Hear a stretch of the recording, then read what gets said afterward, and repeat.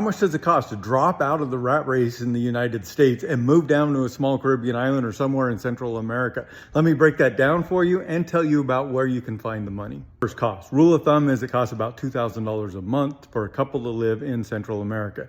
Now you can do it for a lot more and you can do it for less.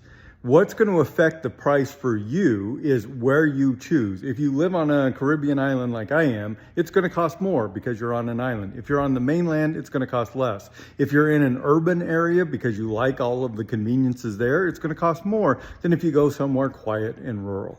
For example, on the mainland of Honduras, in a quiet rural place, you can probably find a nice house for about $300 a month, whereas here it would cost you at least $600. I'd suggest is you start with that rule of thumb of about $2,000 and then decide on which way you're going to push it and adapt your lifestyle and your choices to reflect that.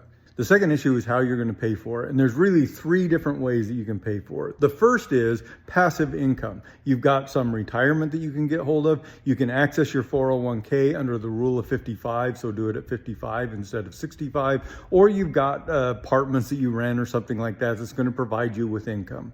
The second way is what I'm doing right now, which is the digital nomad. You work remotely for a company that's in the United States or Canada. You get paid their good wages, but you have a fraction of the living costs, so you don't have to work as much. The third is you try and get work down here, and a couple of caveats with that.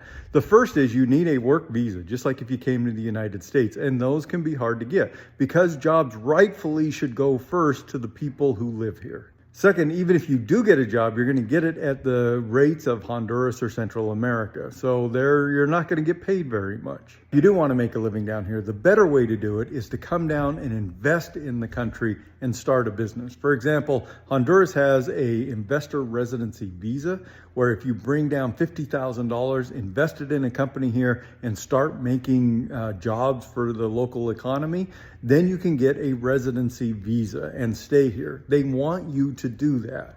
And there's a moral reason for doing that. Because I think one of the moral reasons why immigrating from the United States down to Central America or other places is because you are reversing the flow of colonialism, which took capital out of these countries and took it up to the United States.